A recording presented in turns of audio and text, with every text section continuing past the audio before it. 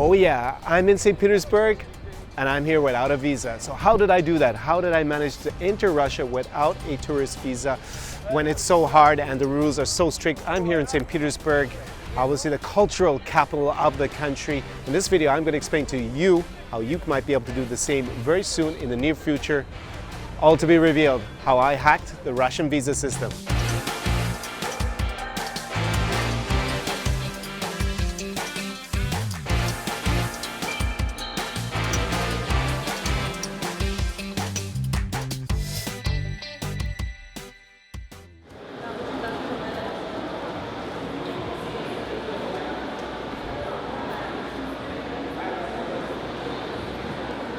Where are we going? To Minsk, before Russia. Short stop. Only a short stop.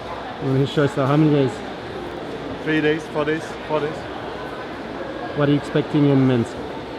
It's always fun. What kind of fun? Any fun, any kind of fun. And European games, don't forget them. That's why we're there for the games, right? 100%. Za Aleptina.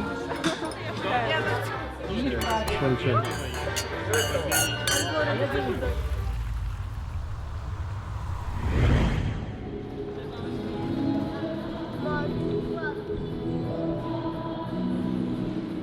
So Philip, where are we? In St. Petersburg, man. Russia. And do we have a visa? No. Kind of. Kind of. We do not have a visa. How do we do it? I mean, we are here legally though. But Yes. yeah, we went to the games and then from in Minsk and then from Minsk we went to Russia. How much of the games did we see? What did we see? Which event? None so far. None events so far. None so But- far. But we still have 1 week back, so left. They're over, by the way, the games. Yeah? Yeah. So next time, I guess. So here I am in the center of St. Petersburg on the famous Ulica Rubinsteina, so Rubinstein Street, and here is actually a great place for restaurants. I'm going to have another video about it, just a vlog, what you can do during the white nights in St. Petersburg. And then, as you know, we're here without a visa. So what normally happens if you want to come to Russia and you don't want to, get a visa, there's actually a little bit of visa-free option if you take a cruise here. And that's normally the only way. You have to stay in certain accommodations, limited in terms of time, very short space of time. But we got this amazing opportunity by buying a ticket to the European Games in Minsk. So we're actually able to stay up to a month here. We're not actually going to do that. We're actually going back to Minsk tomorrow. So we've been here for about 12 days in St. Petersburg. It's an absolutely fantastic city. Can't say enough good things about it. Spectacular architecture and just a really nice vibe. Very safe in the city center. Normally, it's, I hate having to get visas. That's one of the reasons why going on this visa trip was a kind of cool opportunity to come to Russia without any hassle. I should explain, when we arrived in Minsk, of course, we did enter with our tickets and say we're on that visa-free regime. And then when we were leaving, there was a little bit of a debate when we were trying to check in with Belavia, because we were probably the only people who was doing this, going to St. Petersburg on a direct flight. And it took about 10 minutes, 15 minutes to get clearance. We had registered our tickets, we had spoken to immigration when we arrived. So, overall it wasn't like we hadn't done our homework and done everything correctly, but still got held up. So always note that you need to go to the airport a little bit earlier than normal if you're doing something unusual like this. Now, we're gonna leave tomorrow and we're actually gonna go back to Minsk. If we were to leave and go to just anywhere else in the world, we'd be perfectly fine just to exit Russia. We don't have to do anything, but to actually go back to Minsk, we need to have a second ticket for the games. So we bought that ticket online. We paid another 7 Belarusian rubles, $3 or $4 US, and we had re-registered the new ticket again, and we're gonna go and fly. The actual games are over, so it's just a bureaucratic hurdle to cross to actually go and buy that second ticket and register it. So that's all done. So I'm interested to see how we get on tomorrow at the airport. We're going to go definitely earlier than we did for the flight out of here in case we have any complications. But that's a tip for you, and there is going to be further opportunities to do this in the future.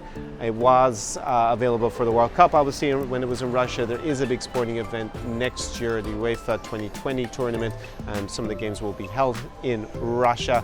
So that will be an opportunity, presumably, if you actually buy a ticket for the match, you can get a derogation also from the visa. The difference is that the price of a ticket for a football match is going to be massively higher than what we had to pay for, just one event at the European Games in Minsk.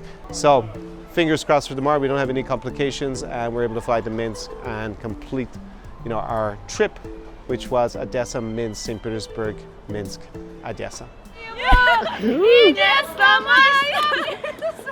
Это Сан-Франциско, город впереди.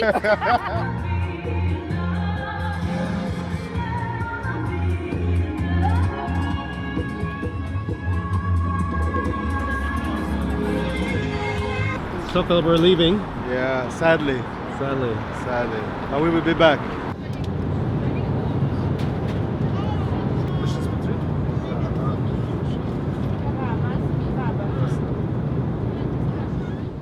I am back in Minsk in Belarus, also under the visa-free regime for the European Games. So what happened when I tried to come back here to Belarus from St. Petersburg? At the airport, actually there's a lot of security in St. Petersburg airport, so definitely be aware of that and give yourself plenty of time to get to immigration, to get your bags checked in, all that, because we actually had security at the airport to enter the airport, then of course had to check in, then of course we had another security check, and then we had to go to immigration. So the immigration official on the Russian side was aware that we were allowed travel without a visa. Obviously, I'm already in the country at that stage with a ticket for the European Games, but she did think that I needed a separate document to prove that I was like a competitor or a coach or something like that. So we had a little bit of a discussion for a couple of minutes. I got her to call her superiors to just have it confirmed that I didn't need any sort of special ID, and eventually they told her on the phone no, that we could actually stay up until 10th of July in Russia. So that was fine. Went through immigration, just took a little bit longer than would normally have, and actually getting through the whole from the doors of the airport to our boarding gate actually took a long time. It was taking like an hour, I would say. So definitely don't show up on a very tight schedule to get on the plane in St. Petersburg. That's my little tip. So then when we arrived in Minsk, there was actually no immigration check because of the common travel area they have, and that Belarus doesn't check the passports either when you leave to go to Russia or when you come back from Russia to Minsk. So that's going to make it interesting actually when we go to leave Belarus, because we don't have any exit and re-entry stamp for Belarus. We just have the Russian ones on it. So that shouldn't be so complicated to prove that we were not in Belarus all the time, and it actually shouldn't matter because we're allowed to stay in both countries. So I'm going to enjoy a few more days in Belarus, in magical Minsk, and then fly to Odessa, Odessa Mama in Ukraine. So let's see what happens on the final leg of this trip, traveling without a visa from Odessa to Minsk to St. Petersburg, Minsk, Odessa. Whew. It's going to be great to close this out and show you what it's like.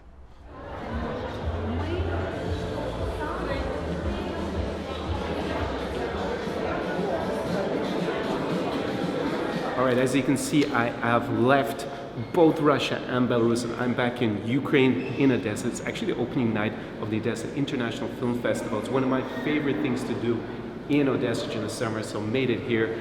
We did have one or two issues at the airport, and in the end, the immigration officials from Belarus, they were able to accept our ticket, let us out of the country, no fines, no prison in Belarus. Mission complete. That's how you hack the Russian visa system. So, congratulations getting to the end of another video with me, Connor Klein, and the Tsar Experience. So I have one question for you, and that is, what are you going to do next weekend? Because it could be you right here with me in Odessa, for example, or Kiev, or Lviv, or St. Petersburg, another city in the former Soviet Union. And I'm actually waiting on two clients who are just arrived here. We're going to go and have dinner, and they're going to be going on a phenomenal weekend with me here in Odessa. It's going to be unforgettable for them, for sure. And I'm going to be taking them around with my crew to my favorite parts of the city, my favorite spots here. And they don't have to worry about being scammed, because they're obviously going to be under my tutelage, also about the language issue and Russian. And they don't have to spend so much time trying to figure out where everything is, because it's all going to be lined up for them. On top of that, of course, get all my dating coaching and my energy to facilitate all that as we go around and have a blast this weekend. Now, you might be wondering, well, how do I get to live the Tsar Experience? Well, first of all, there's a bit of a caveat, because the Tsar Experience is not It's not for everybody, and I realize that more and more as I speak to viewers who contact me here on YouTube, having watched some of the videos. And for example, if you're someone who doesn't really want to invest in developing themselves personally, then I don't think the Zara experience is going to be for you, because you're not going to come here and have like 20 dates lined up with Instagram models. I can't wave a magic wand. I am going to give you lifelong skills that you're going to be able to use, not just on this trip. Also, if you're interested in coming here and searching for very ordinary looking girls who are a little bit better looking than in your home country, then this is also not an experience for you, because I'm interested in helping clients who want to actually date beautiful women and actually push themselves and achieve something more than just the ordinary. Not everybody can live the Zara experience, 24/7, 365 days a year, but you can live it for a weekend, a week, 10 days, 2 weeks. And when I used to work as a lawyer, it used to drive me mental working.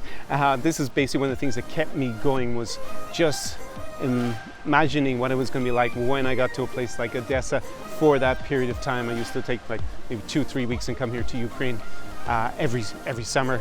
So that is something that I can help you with. And you're probably wondering to yourself, how am I going to set that up? So what you need to do is to send me an email at connorklein@zaraexperience.com, or you can slide into my DMs, and my handle there is Zara Experience.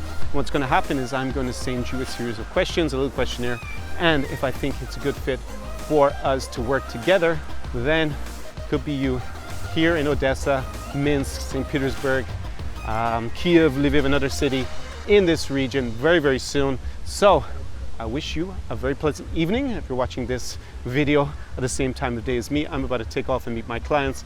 Do побачення, до свидания. See you very soon in the next video. Zara Experience.